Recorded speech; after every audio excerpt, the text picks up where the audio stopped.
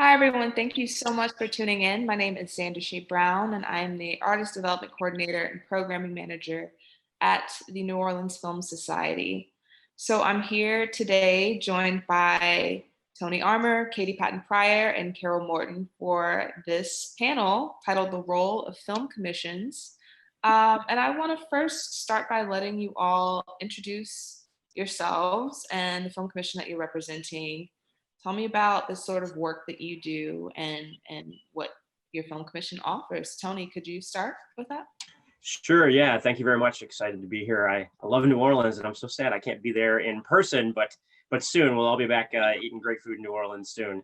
Yeah. So I'm the film commissioner in St. Petersburg, Clearwater, Florida. We're just a little short flight or a little bit longer drive from New Orleans there, and I've been here 6.5 years now, and we are a full service film commission, just like any others, which helping filmmakers finding crew and locations and all the logistical support that they need to make their projects happen here. And one interesting thing is, since the state of Florida does not have a film incentive right now, I have a regional incentive for my area that we administer and use to attract a lot of projects here.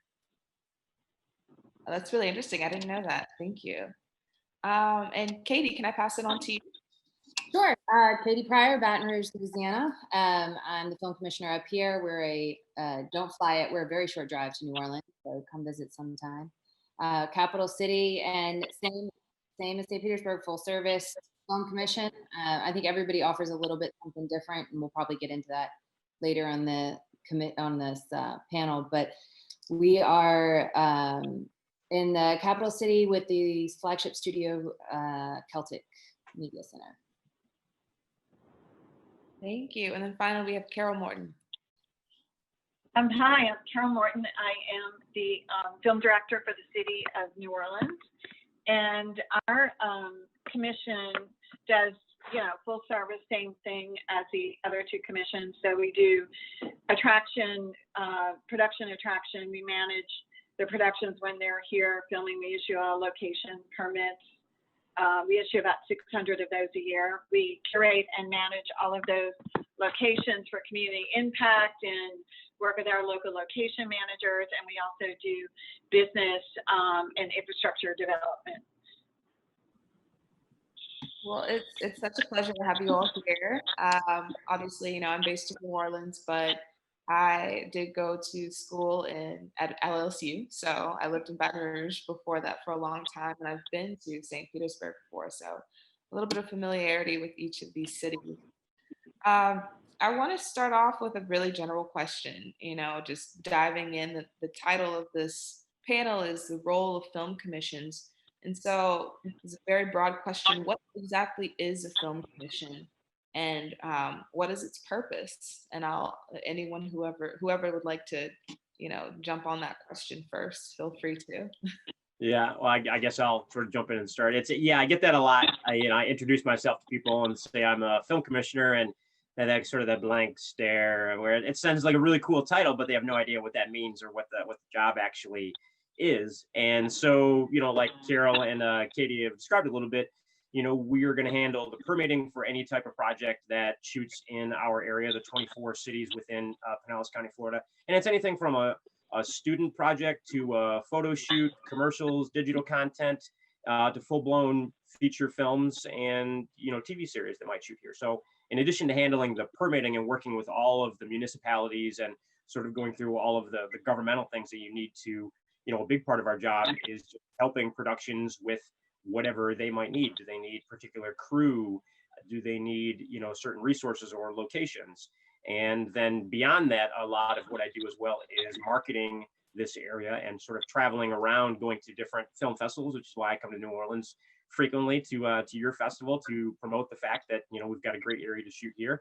And whether it's, Cannes Film Festival or American Film Market, which was, going on last week, those are normal things that I'm going to. And so I've had to find different unique ways to promote and market our area as a destination for filmmaking, basically.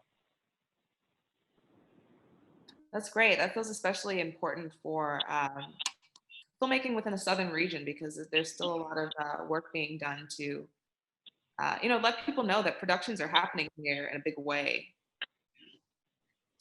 Katie and Carol, what are your thoughts on how you Well, define? I'm going to give a non-flattering analogy and then try and get it up. So my partner, I'm the DMV of film in the area, which is DMV is not where you want to spend your afternoon. So I don't care for that, but it is true in the logistics and the, we were the ones who go to close a road, or you need to, the city entities involved or things like that. I like to say we're the concierge to the city. And to reiterate what Tony said, it's very important at all levels, for student level to large productions, to call our office first, know what's offered, know what the guidelines are, do it right the first time so there's no issue, close roads correctly the first time, get EMS the first time, that kind of thing. So I would recommend to anybody on any level of film. And I do meet with a lot of students who are trying to figure it out and starting in the beginning, and those conversations typically go rather well. We're able to help each other in those, learning what needs to be done at the very beginning. And I would say concierge. I would say that too, we wind up being the concierge, and Carol, I know you can attest to this too, where you get the phone calls that it's the logistics, like, hey, we want to shoot fake guns off downtown. Are we going to scare anybody too? Hey, I really need to get my hair cut because I thought it was a good idea to cut my bangs last night. Things like that. So you wind up, I'm not saying that's what you should use your film commission for. I'm just saying it winds up going in that direction too. Yeah. So the New Orleans Film Commission, the same kind of thing. So we really have the same level of responsibilities. The thing about a film commission, that is a known entity in the film industry. So we get an enormous amount of phone calls industry-wide. I mean, if you're going to film in New Orleans, generally filmmakers, it's at studio level, or anyone who's making a film, we generally hear from them and they submit applications. We have really strong relationships with the studios, and so they reach out to us on a regular basis. Also, we do a lot of commercials and photo shoots and music videos, and we have really good relationships with a lot of those companies in Los Angeles and in New York, so we get a lot of repeat business here in New Orleans, it would seem. So it's a known entity inside of the film industry. It's not so much like Katie's talking about student filmmakers.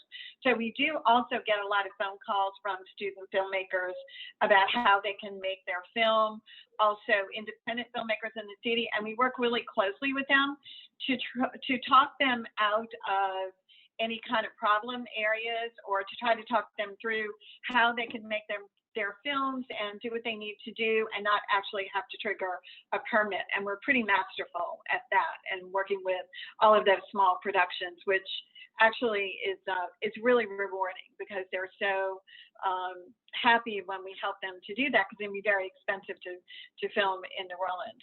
So that is our primary responsibility. Another thing that we spend a lot of time on is community engagement, because we have so much location filming in the city. We also are not a big city for the level of filming that we have.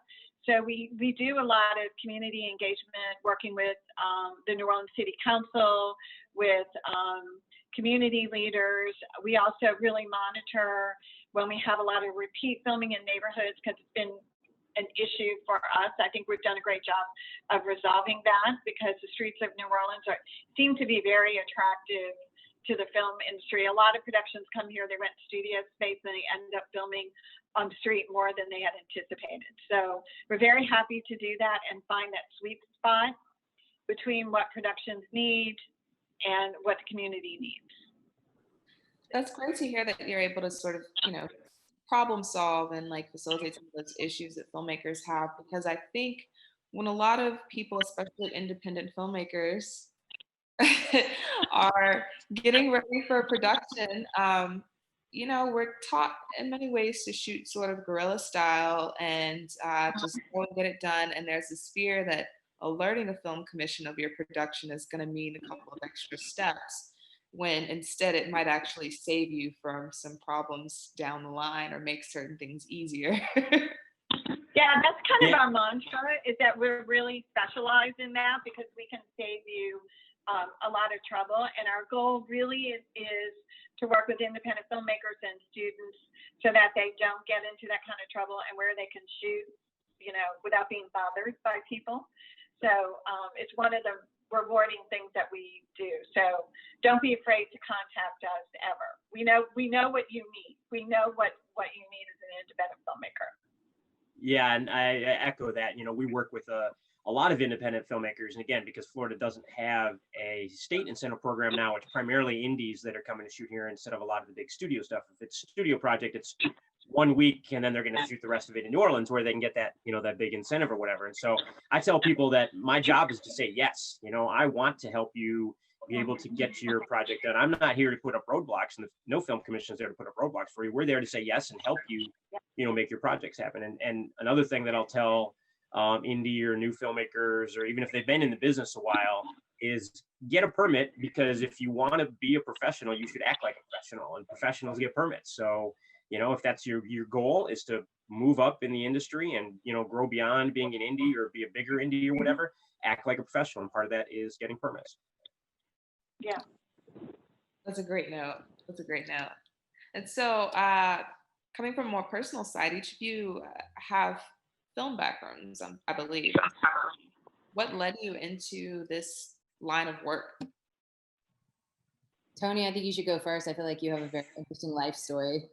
Oh, I don't know if we don't have that kind of time to sort of tell the whole story. But I've been an indie filmmaker myself for many, many years, and I'm still making small projects, whether they're little documentaries or other projects that I'm putting together. And you can probably tell from behind me, I also founded the Sunscreen Film Festival here in St. Pete, going into our 16th year in 2021. And so, you know, I kind of come at it from all areas of running a film festival and being a filmmaker, having my own production company.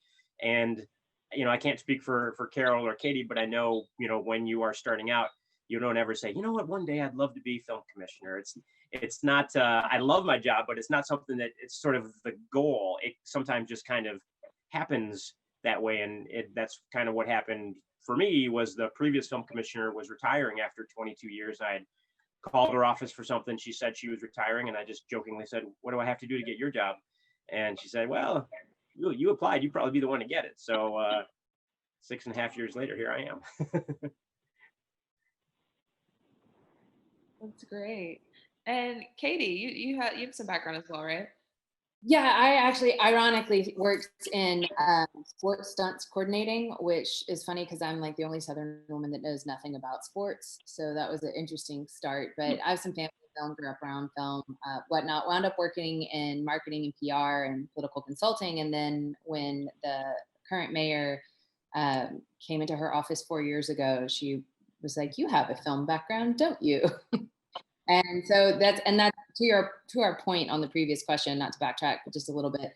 The purpose of the film, we're government entities, and the city has a vested interest in everything being done and done right and growing the industry. So side note, just want to throw that in there from the last time. But yeah, that's how I got into it.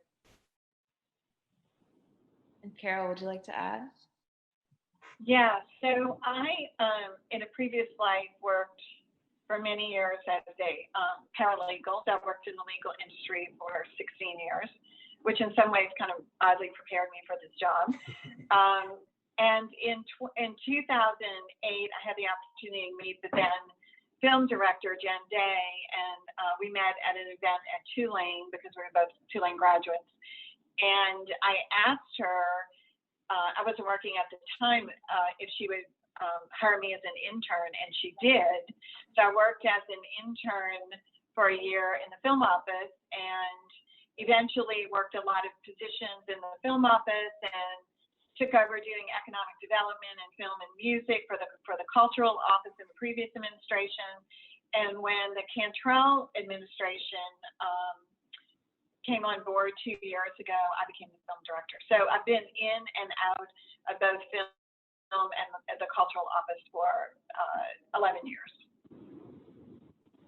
That's great. So filmmakers that are tuning in right now, they've, you know, had the opportunity to hear from you and understand that you're people and that you've worked in film in all these varying degrees, and you sort of have the perspective of, you know, you have their perspective as well. You can see where they're coming from with their projects, and that you're people that they can approach for help So one question that I had is, what are some of the underutilized resources that your film commissions offer that you think maybe not enough people know about or know to ask about?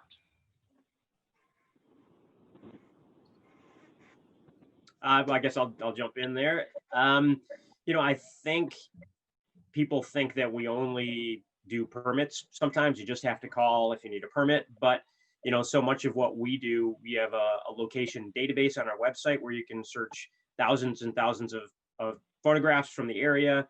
We've got a YouTube channel with all kinds of promotional videos showing different things in the area. We do a lot of workshops. So from an educational perspective, there are a lot of workshops and things that you can find on our YouTube channel that we do, and we're constantly doing these other live events and workshops when we're able now, Zoom workshops and that sort of thing. And even if you're coming to town and you're a small project and you have a crew or a casting call that you want us to post on our social media, we'll do that. And we have a production guide on our website where you can search crew throughout the area as well for whatever position you might be looking for. So it's a lot of different things. It's not just I need a permit, I need to call the film office. It can be really anything that you need just about to get your project off the ground and going. I would also echo that with a little piece of advice. Anywhere you are interested in filming currently or down the road or whatnot, start following that film commission on social media, because they are there to promote the community as well. They'll give you a good idea of what's going on in the community film-wise, like the workshops and other filmmakers that have made it and whatnot. And it's a good networking tool because, for example, if we had a filmmaker from Baton Rouge New Orleans Film Festival, we posted that on social media. That's a way to reach out to that person, that kind of thing. So it's a good networking tool.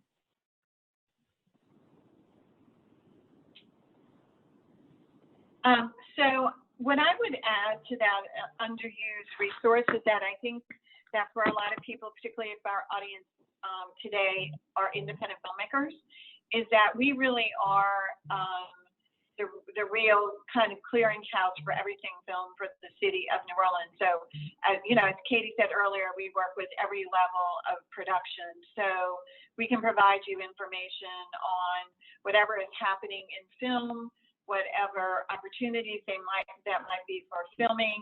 I speak to people who want to get jobs in the industry and make connects for them.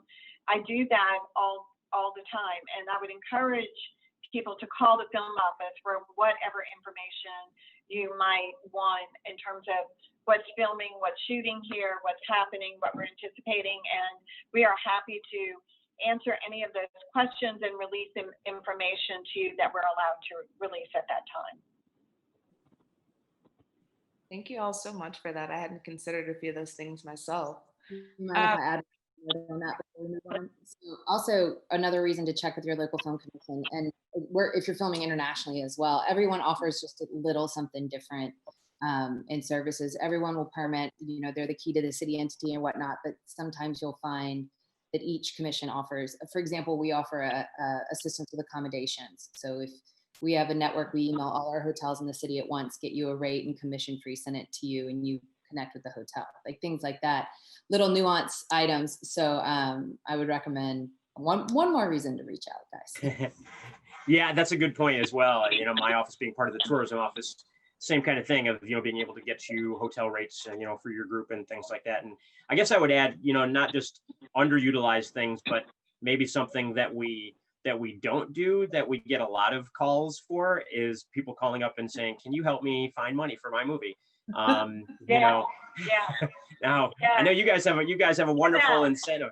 Yeah, you guys have a wonderful incentive in Louisiana, and I get it. A lot of people just don't know, you're starting out, or I get a lot of I've got a great idea for a screenplay.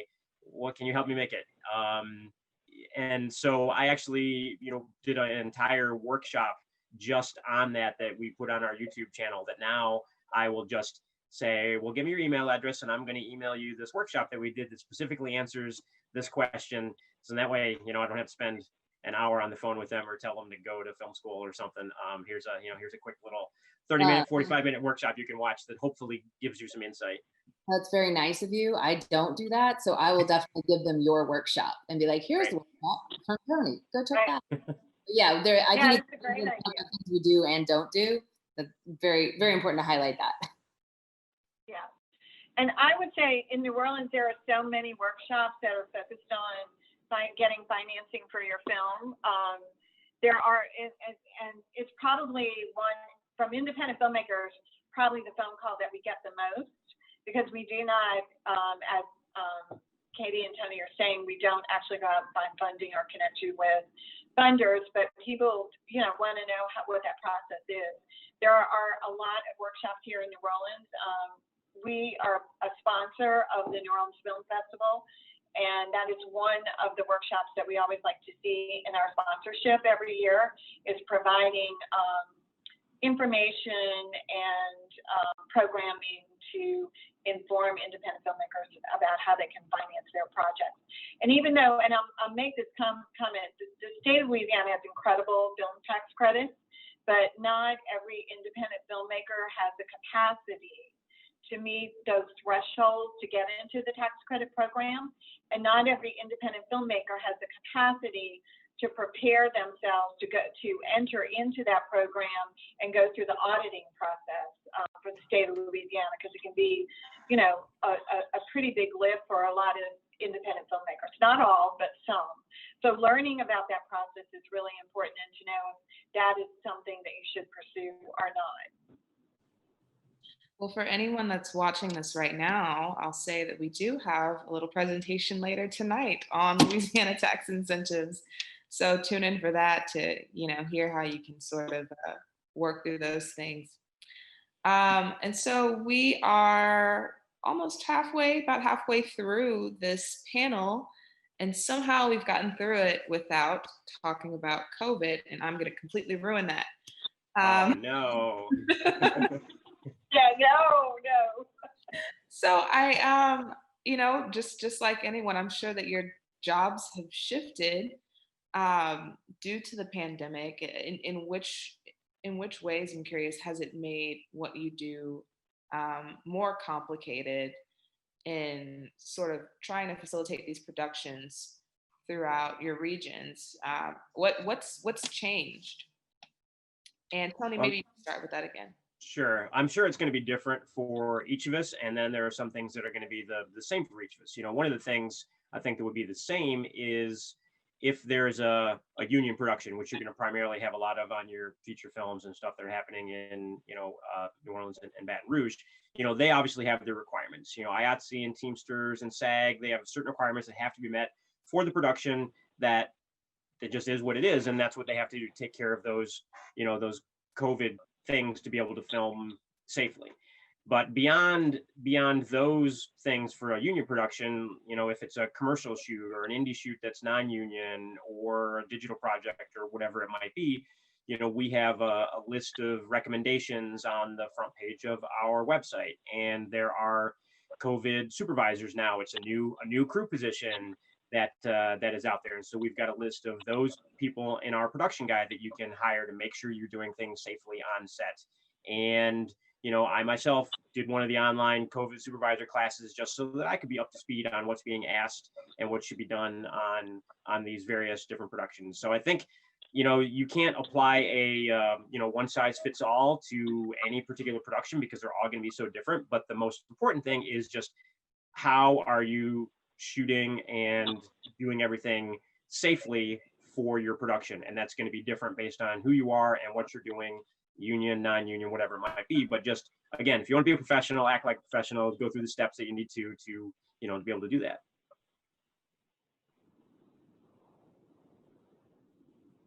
And Caroll, you've been pretty instrumental in like asserting some of these health protocols, right? Can you talk about that? Yeah, so my office has created a set of the Film New Orleans COVID health and safety guidelines. And so every production that comes to the city has to sign those guidelines and agree to follow those guidelines.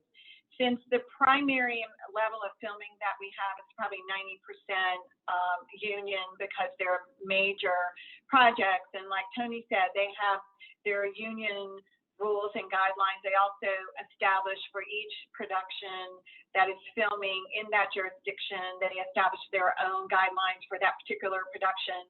So they have to provide us a copy of their productions guidelines. They have to sign our guidelines. And then everything has really changed in New Orleans about filming. So we work very closely with all of the productions and the location managers, and we have restrictions on the number of people that can film an interior set, an exterior set. We require that the productions provide us information about where their crews are, since they are now divided into pods, and the pods can only consist of 50 crew and talent. So we need to know where they rent their lots.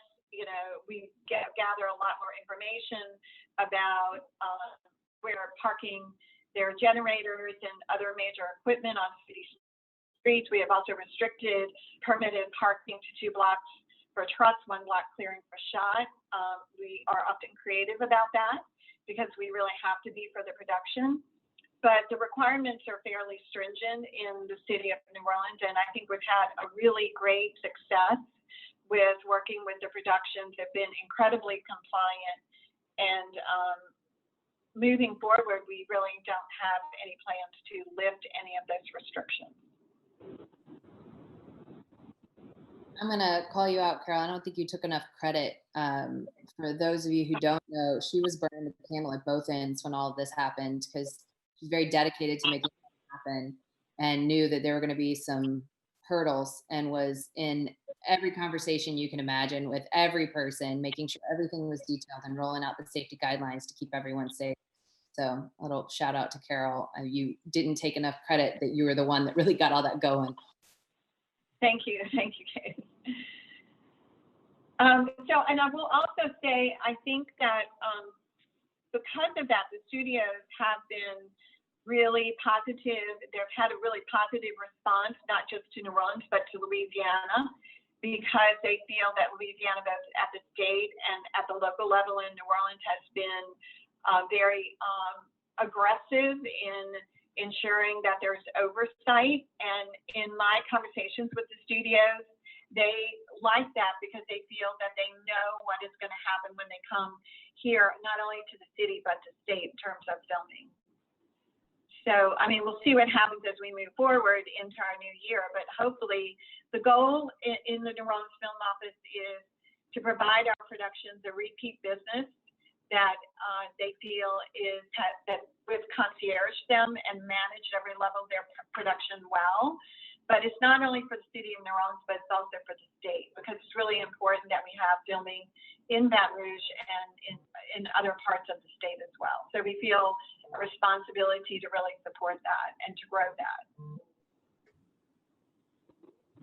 We're seeing more TV shows and bigger studios resume production lately, and it's certainly very difficult for them, but you know, they have more of the resources to do so.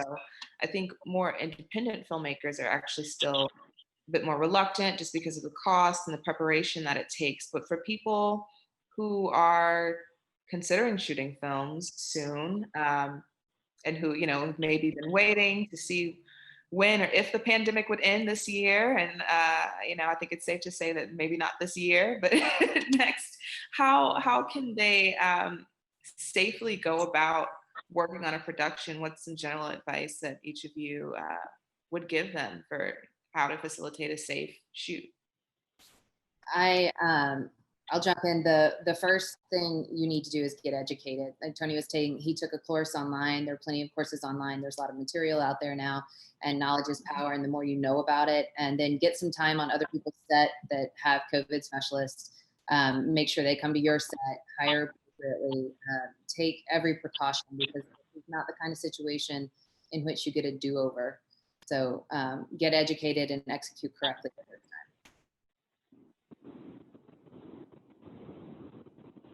Anyone else want to add? I think Katie said it great. Yeah, no, Katie's right on. It is about educating yourself and getting information and figuring out for your individual production and your budget level and what your needs are, how you can ensure the safety of your cast and crew and still film. And when it comes to independent production, that really has to be very specific to your production, your budget level, and what your needs are. It's a very different thing than a studio production. I also think, sorry, go ahead. No, I'm sorry. I was just going to say, and crew is not afraid and will not be afraid to call you out if you're being unsafe, you know, because they will call us. You know, they call our office and say, hey, you know, I'm on this particular production and they're not doing this and this and this and this that they should be doing. And last thing you want is to lose your permit and get your production shut down when it's as simple as, you know, following some rules and regulations that are pretty easy to find out, you know, how and what you should be doing. I was going along those lines too. I was going to say, be sure you keep open line of communication with everyone on your project. You're going to need to follow all guidelines, but you also need, I mean, this is still new territory and your crew needs to be able to tell you, because they will report you if not. So create the kind of environment where if somebody has a concern, especially if a smaller independent budget, if someone has a concern, they can address you directly as the filmmaker. That's great. Open lines of communication. Open lines of communication. Advice for every industry. Right. Don't break the rules. Get educated. And let people talk to you. There you go. Let that extend beyond the film. That's right. Works well in your personal relationships as well. There you go. Y'all are getting a lot more than you signed up for with this panel. We are full service film commissioners. We'll start with our relationship advice next. One thing that we're really big about here at the New Orleans Film Society is uplifting Southern voices, Southern filmmakers, and promoting a film culture within the Southern region. And so we love to have people come here to tell stories, but also for people within the state to tell their stories. And yeah, I'd like to hear from each of you. These are three really great cities about why your city is a great place to shoot a film in and why people should consider utilizing it. I guess I'll jump in. Yeah, one of the big things that we do here is really try and support Florida filmmakers. So I know probably a lot of filmmakers from around the country, around the world that have their films in New Orleans Film Festival. And I do love that it has a very specific focus on supporting and highlighting Southern filmmakers as well. And so we try and really support our Florida-based filmmakers and anyone that really wants to shoot here. And so we've got a diversity of locations. It can be quite a bit different from Baton Rouge and New Orleans with our 35 miles of white sand beaches here in the St. Pete Clearwater area. So we've got these great beaches and that palm trees and that tropical look, but then others some really creative, unique looks as well. A great urban core with downtown St. Pete and a very artistic with murals and everything everywhere. And these small little towns like a Dunedin or a Gulfport or a Safety Harbor, which are these sort of Main Street Hallmark looking areas where we've had a couple of Hallmark films shoot here. So it's a diversity of locations and a fully supported film commission to try and help you when you're here. That's important to state because I think people do sort of get a very one-dimensional view of what the location offerings are in the South, and it looks like a lot of different places. I mean, we certainly don't have the sandy beaches. Our beaches are a little bit more murky, but hey, maybe that's what you're going for. That's why we work well together here in New Orleans and St. Pete Clearwater. It's not a competition at all. It's a partnership. Absolutely. Yeah. We need you, and you need us. We need your beaches. Yeah. That's right. Export in film, and it's a major export in an economy on state, city, country level. And so every area has a great incentive to support local voices that want to tell local stories. It highlights the talent that we can build from the ground up an entire industry. And B, if you're telling a story that is like, if you're a Florida filmmaker, you're telling a story about Florida, or about Louisiana, and that gets out there, their tourism value, dollar value in that, people want to come visit. It puts you on the map in a lot of different ways. So everyone has an incentive to support local voices. So don't be afraid to get out there and say, I'm small, I'm local, and this is the message that I want to put out there. And why? Because your message is also important. Your art is important to get noticed.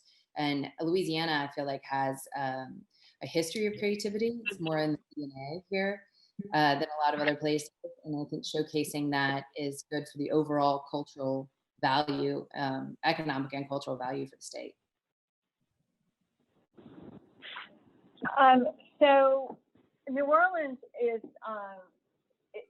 a major cultural hub, and our culture is so interwoven in the fabric of the city, the streets of the city, the buildings in the city, and who people are in the city of New Orleans. It's as though culture just rises up from the streets. It's around you, it envelops you, and you really feel it when you are here in the city, either for pleasure or for work. Filmmaking has really taken hold, I think, in the city of New Orleans because of that. It's another element of the other pieces of culture that are so unique to our city. Our architecture is incredibly diverse and unique. I mean, we offer, just a wide range of opportunities for filming. The city is camera ready. People who come here to shoot, directors who come here to shoot say it's just, an incredible experience because everywhere you look, there's something interesting to shoot. What we do not have is beaches. We do not have beaches. We do not have hills. We do not have a lot of foresty areas. I mean, I'm just saying that we just don't have those elements. We're very upfront when people call and ask for that sort of thing. They'll say, well, you're on the Gulf. And we're like, yeah, but the land just kind of falls into the Gulf. It's a swamp down there. We become a swamp. We never have had any kind of beaches. So that, is a challenge that we can't overcome. But everything else I think we have. I also think that we just grow cultural people here. I mean, when you grow up and you're surrounded by culture, that is just something that is in your soul. It's a part of you. At one point in my life when I started working in the film office, my interest was to work in some cultural area, and I'd always loved film, but I also love music, I also love art, and the opportunity to become a film commissioner in the city of New Orleans has just been the opportunity of my life, because to represent the city is just such an honor to the film industry, and I come to my office every morning with a great deal of passion for it. I'd also say that too, our tax incentive in the state was the version we have now launched in July of 2017. And there are special incentives for local voices, local screenwriters, of course, crew and all that, but there's an incentive to grow that base here as well. I think that's a good reason to show the state in general. Thank you for saying that, Katie. So a lot of people, and I know you guys are having a panel tonight, probably Chris Deli is running that panel, I guess, but we'll talk about those incentives because they're so important, not only for the city, but for the state, so that our independent filmmakers can learn more about what they can do to get their screenplays produced and to get a tax incentives for that. Speaking of the tax incentive, Tony, you spoke a little bit earlier about the incentives offered to Florida filmmakers. Could you share a little bit more about that?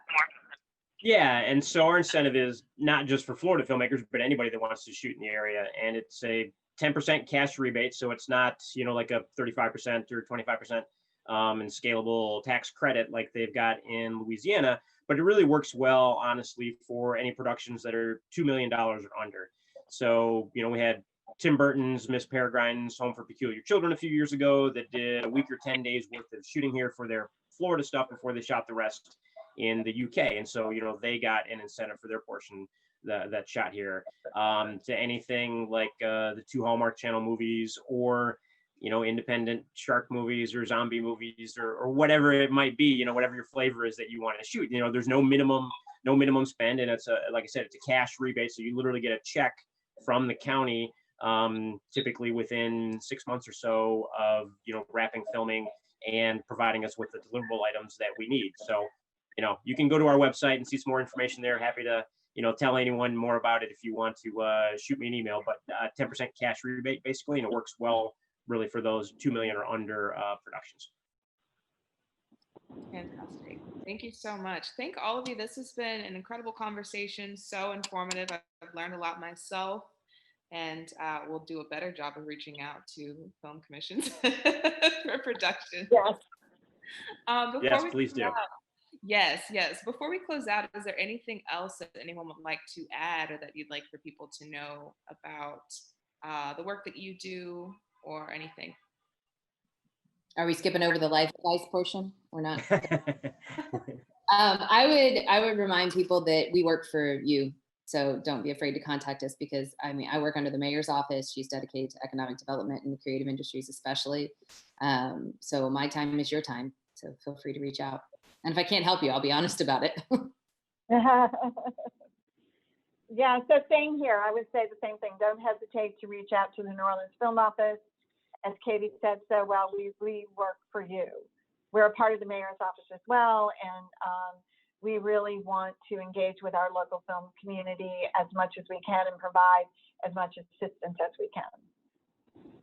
Yeah, and I'll echo what Katie and Caroll just said. Basically, is our office is a part of Pinellas County government, and we're part of the tourism office here. So tourism, economic development are vital to Florida and to this area, just like they are very much New Orleans, a huge tourism city as well. So just reach out for any questions you might have, and we'll help you if we can. If we can't, we'll try and point you in the right direction.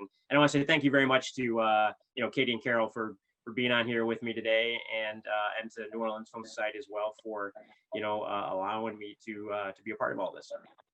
Absolutely, I'll repeat that too. Thanks very much for having us. Thank you. Thank you so much. Thank you. Before we hop off, we actually do have some questions that came in from our audience that is watching live. The first of which is, do you require any language or logos in the credits? So the New Orleans Film Office does not require that at this time. Okay. No, but the state requires it for the state incentive. So you'll have the Louisiana office on there. One thing we might want to cover is the state film office, which is your panel this evening. And then you have your regional offices, and the state will require that stamp. We do not. I will say that if you work with a film commission that is very helpful, that is very flattering. And I've had it happen to us before. A special thanks. I didn't know was coming at the end of the credits. And it's amazing. So if you do wind up building that relationship and it's very helpful, just a thought. And it's so appreciated. It's so appreciated when you do that voluntarily. Yeah. Yeah. If we're giving you money, we do want our logo in the end of the credits and a special thanks. But again, if we help you out and you just liked our help, then everybody likes a nice thank you once in a while. Yeah. Absolutely. And then this next question came in. I believe most of you have started answering this one, but if there's anything that you'd like to add to it, what would you say are some of the main selling points for filmmakers to shoot in your respective areas? I would say the majority of calls we get are based around location, crew, infrastructure. Do you have a stage space? Or is your city familiar with filming? Those kind of questions. And I'm sure we can all speak to those. And the answer is yes for all of us. Louisiana has an incentive. Baton Rouge has a stage space. It's a large spread out city. So safety wise, you can meet all your COVID requirements. And we have crew in all over South Louisiana. Yeah, and I'll add, for my area in Florida, we've got a deep crew base here that's been working in the industry for, a lot of times 30, 40 years. When Tim Burton was here, he was like, I have people working on this film that worked on Edward Scissorhands with me, when he shot that in the early 90s. So a long, deep history of crew here, because it's such a, Florida at one point was the #3 filming destination in the country. And so still a lot of crew here because there's still a lot of productions that happen in the area. Of course, talked about the diversity of locations. Our permits are free, actually. So free permits, doesn't cost you anything. Just, go through the process and the application, make sure you've got insurance, all that stuff, and we'll help you with all that, of course. And so I'll mention that the New Orleans Film Office also offers free permits to independent filmmakers who are shooting and don't reach a certain threshold, either the threshold of a high budget level or impact to the community. And so we issue quite a few free film permits to independent filmmakers. And why shoot in New Orleans? Because we're a great city to shoot in. I mean, we have, as I mentioned, great locations. We have a very deep crew base. We have a very experienced crew base. We're respected nationally for the experience of our crew members, and also a lot of our crew members also work on independent film projects. So between studio projects, they will also work on independent film projects. So I think that's a really great thing because it allows us to service every aspect of the film industry. Thank you all so much. Well, I think that just about wraps us up. Thank you for everyone who's joining live or watching this later on in the festival. Please reach out to these offices. Consider shooting your film within your state if you're based in Louisiana or Florida, or coming here to work on a film, because there's an abundance of resources and really incredible, knowledgeable, talented people to work with. Thank you all so much for joining us, to the panelists again, and to the audience to stay tuned for more programming.